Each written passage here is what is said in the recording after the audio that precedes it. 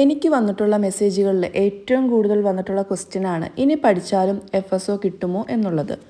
അത് പൊതുവെ എല്ലാവരുടെയും ഒരു ഡൗട്ടാണ്. കാരണം കൂടുതൽ പേരും ഇതുവരെ പഠിച്ചു തുടങ്ങിയിട്ടില്ല. ഒരു 30% ആളുകളെ നന്നായിട്ട് പഠിക്കുന്നുള്ളൂ. കുറച്ച് പേര് കോച്ചിങ്ങിന് ജോയിൻ ചെയ്തിട്ടുണ്ട്, കുറച്ച് പേര് ബുക്സൊക്കെ വാങ്ങിച്ച് പഠിക്കാൻ ട്രൈ ചെയ്യുന്നുണ്ട്. എല്ലാം പക്ഷേ ഒരു സാമട്ടിലാണ് പോകുന്നതെന്നാണ് എനിക്ക് തോന്നിയിട്ടുള്ളത്. ബാക്കി 70% ആളുകളും പഠിക്കണോ അല്ലെങ്കിൽ പഠിച്ചു തുടങ്ങണോ, ഇനി പഠിച്ചാൽ കിട്ടുമോ എന്നൊക്കെ ഡൗട്ടുള്ള ആളുകളായിരിക്കും. കാരണം അവർക്ക് മറ്റു പല എക്സാംസൊക്കെ കഴിഞ്ഞിട്ട് വന്നവരായിരിക്കും. ആ പരീക്ഷയ്ക്കൊക്കെ പഠിച്ച ശേഷം ഇനി FSO പഠിക്കാമെന്ന് കരുതുന്ന ആളുകളായിരിക്കും കൂടുതലും. അതേപോലെ ജോലിക്ക് പോകുന്നവരുണ്ടാവും, സ്റ്റുഡൻസ് ഉണ്ടാവും. അപ്പോൾ എല്ലാവർക്കും വേണ്ടിയിട്ടുള്ള ഒരു വീഡിയോ ആണ് ഇന്നത്തേത്. ഇതുവരെ പരീക്ഷാ തീയതി പബ്ലിഷ് ചെയ്തിട്ടില്ല. ഒക്ടോബറിലുണ്ടെന്നൊക്കെ കരുതി, പക്ഷേ ഒക്ടോബറിലെ ലിസ്റ്റിലും വന്നിട്ടില്ല.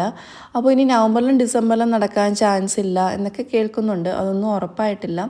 അങ്ങനെയാണെങ്കിൽ അടുത്ത വർഷം ജനുവരി, ഫെബ്രുവരി, മാർച്ച്, അതിനപ്പുറമൊന്നും എന്തായാലും പോകില്ല. അപ്പോൾ എങ്ങനെ നോക്കിക്കഴിഞ്ഞാലും നമ്മളെ മുമ്പിൽ ഇനി ഒരു 4 മാസം പഠിക്കാനുണ്ട്. ഇനിയും നിങ്ങൾ ഉഴപ്പാതെ ആദ്യം തൊട്ട് പഠിച്ചു തുടങ്ങുന്നത് നല്ലതായിരിക്കും. 15 ദിവസം കൊണ്ട് ഒരു വിഷയം തീർക്കുന്ന രീതിയിൽ പഠിക്കുകയാണെങ്കിൽ ടോപ്പിക്സ് എല്ലാം കവർ ചെയ്യാൻ കഴിയും. ഇനി മടി പിടിക്കരുത്. കാരണം ചിലപ്പോൾ സിലബസിൽ കുറച്ച് എക്സ്ട്രാ പോയിൻറ്റ്സും കൂടെ ആഡായി വരാൻ ചാൻസ് ഉണ്ട്. അപ്പോൾ അതുകൂടി പഠിക്കാനുള്ള സമയം നമുക്ക് ലാസ്റ്റിൽ വേണമല്ലോ. അതുകൊണ്ട് തന്നെ ഇപ്പോഴേ പഠിച്ചു തുടങ്ങുക.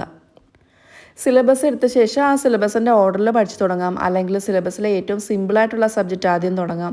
നിങ്ങൾക്ക് ഇഷ്ടമുള്ള സബ്ജക്റ്റ് ആദ്യമായിട്ട് തുടങ്ങാം. അതായിരിക്കും കുറച്ചും കൂടെ നല്ലത്. അപ്പം ആ ഒരു ട്രാക്കിൽ കയറി കഴിഞ്ഞ് കഴിഞ്ഞാൽ നമുക്ക് പിന്നെ എന്നും പഠിക്കാനായിട്ട് തോന്നും. ഏറ്റവും പാടുള്ളത് ആദ്യം എടുത്തു കഴിഞ്ഞാൽ മനസ്സ് മടുത്തിട്ട് നമ്മൾ പഠിത്തം ഉഴപ്പും.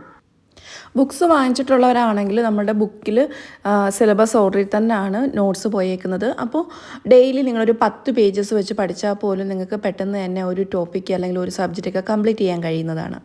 നിങ്ങൾ ഏത് ടോപ്പിക്ക് പഠിച്ചു കഴിഞ്ഞാലും അതോടൊപ്പമുള്ള MCQ അല്ലെങ്കിൽ multiple choice questions, previous questions, ഇതൊക്കെ കൂടി ഒന്ന് വർക്കൗട്ട് ചെയ്ത് പോകണം കേട്ടോ. ഒരുപാട് കാര്യങ്ങൾ നമ്മൾ വലിച്ചു വാരി പഠിച്ചിട്ട് കാര്യമില്ല. പഠിക്കുന്ന കാര്യങ്ങൾ വളരെ ക്വാളിറ്റിയോടുകൂടി പഠിക്കുക. അതിനുശേഷം അതുമായിട്ട് ബന്ധപ്പെട്ടിട്ടുള്ള 1-2 വീഡിയോ കൂടി യൂട്യൂബിൽ സെർച്ച് ചെയ്ത് പഠിക്കുക. കാരണം നമുക്ക് കിട്ടുന്ന നോളജിൽ നിന്നും കുറച്ചും കൂടെ എക്സ്ട്രാ കൂടി നമ്മൾ കരുതി വെക്കുന്നത് നല്ലതായിരിക്കും. അതേപോലെ പരമാവധി ക്വസ്റ്റ്യൻസും കൂടി വർക്കൗട്ട് ചെയ്യുകയാണെങ്കിൽ കുറച്ചുകൂടി നല്ലതാണ്. ഒരിക്കലും ഒരു സോഴ്സിനെ മാത്രം ഡിപ്പെൻഡ് ചെയ്യരുത്. അതിപ്പോൾ നിങ്ങൾ കോച്ചിങ്ങിന് ജോയിൻ ചെയ്തവരാണെങ്കിൽ കോച്ചിങ് സെൻറ്ററിനെ മാത്രം ഡിപ്പെൻഡ് ചെയ്ത് പഠിച്ചു പോവരുത്. അവരെന്ത് പഠിപ്പിക്കുന്നോ അതിൽ കൂടുതൽ എക്സ്ട്രാ നിങ്ങൾ പഠിക്കാൻ ട്രൈ ചെയ്യുക. അതേപോലെ നമ്മുടെ ടെക്സ്റ്റ് വാങ്ങിച്ചിട്ടുള്ളവരാണെങ്കിൽ ടെക്സ്റ്റ് മാത്രം ഡിപ്പെൻഡ് ചെയ്യാതെ, ടെക്സ്റ്റിലെ നോട്ട് കൂടാതെ എക്സ്ട്രാ എവിടെ നിന്നൊക്കെ നോട്ട്സ് കിട്ടുമോ അതെല്ലാം കൂടി പഠിക്കുക. അത് ഒരുപാട് വാരി വലിച്ച് പഠിക്കണം എന്നല്ല. ഇപ്പോൾ നിങ്ങൾ ഏതെങ്കിലും ഒരു ടോപ്പിക്ക് ഇപ്പോൾ ബ്ലാഞ്ചിങ് പഠിക്കുകയാണെങ്കിൽ ടെക്സ്റ്റിലുള്ളതോ അല്ലെങ്കിൽ കോച്ചിങ് സെൻറ്ററിലെ പഠിച്ച ശേഷം ബ്ലാഞ്ചിങ്, ഫുഡ് സേഫ്റ്റി ക്ലാസ് എന്നൊക്കെ നമുക്ക് യൂട്യൂബിൽ സെർച്ച് ചെയ്ത് കഴിഞ്ഞാൽ കുറച്ച് എക്സ്ട്രാ പോയിൻറ്റ്സ് ഒക്കെ കിട്ടുന്നതാണ്. അതുകൂടിയൊന്ന് അല്ലെങ്കിൽ നിങ്ങൾ സ്ലൈഡ് ഷെയർ ചെക്ക് ചെയ്താലും മതി, ബ്ലാഞ്ചിങ് സ്ലൈഡ് ഷെയർ. അപ്പോൾ അതിന് കുറച്ച് കാര്യങ്ങളൊക്കെ ബേസ് കൂടി എക്സ്ട്രാ പഠിച്ച് വെക്കുന്നത് നല്ലതാണ്. കാരണം ഓരോ പ്രാവശ്യവും PSC കുറച്ച് ഹാർഡായിട്ട് വരുന്നത് കൊണ്ട് ചിലപ്പോൾ കുറച്ച് ഡീപ്പായിട്ട് ക്വസ്റ്റ്യൻ ചോദിച്ചാൽ അതുകൊണ്ടൊന്ന് കരുതിയിരിക്കുന്നത് നല്ലതാണ്. എക്സാം ഇതുവരെ ആയിട്ടില്ല. അപ്പോൾ നിങ്ങൾക്ക് ഇനിയും പഠിക്കാൻ സമയമുണ്ട്. അതുകൊണ്ട് നല്ലൊരു ടൈം ടേബിൾ തയ്യാറാക്കുക. നിങ്ങൾക്ക് മറ്റെന്ത് വർക്കുണ്ടെങ്കിലും എന്ത് തിരക്കുണ്ടെങ്കിലും രാവിലെയും വൈകുന്നേരവും ഒരു 2 മണിക്കൂർ വീതം, അപ്പോൾ ടോട്ടൽ 4 മണിക്കൂർ ആവുമല്ലോ. ആ രീതിയിൽ പഠിക്കുന്ന രീതിയിൽ ടൈം ടേബിൾ സെറ്റ് ചെയ്ത് വെക്കുക. അതേ രീതിയിൽ ടോപ്പിക്സ് പഠിച്ചു പോകുക. ഇപ്പോൾ ജോലിക്ക് പോകുന്ന ആളുകളാണെങ്കിൽ ട്രാവൽ ചെയ്യുമ്പോഴെങ്കിലും ഒരു 2 പേജ് വെച്ച് പഠിക്കാൻ ശ്രമിക്കുക. അതേപോലെ ലഞ്ച് ടൈമിൽ 2 പേജ് പഠിക്കാം. ആ രീതിയിൽ പോവുക. ഇനി വീട്ടമ്മമാരാണെങ്കിലും ഓരോ 2 മണിക്കൂർ കൂടുമ്പോൾ ഒരു പേജെങ്കിലും പഠിക്കാനായിട്ടൊന്ന് സമയം കണ്ടെത്തുക.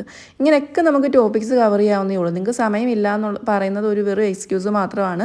നമ്മൾ ഒരു 10 പേജ് പഠിക്കണമെന്ന് പറഞ്ഞല്ലോ ബുക്ക്. അപ്പോൾ അത് 2 പേജ് വെച്ച് ഇടയ്ക്കിടയ്ക്ക് പഠിച്ചാൽ പോലും രാത്രിയാവുന്നതിന് മുമ്പ് പേജസ് തീരുന്നതാണ്.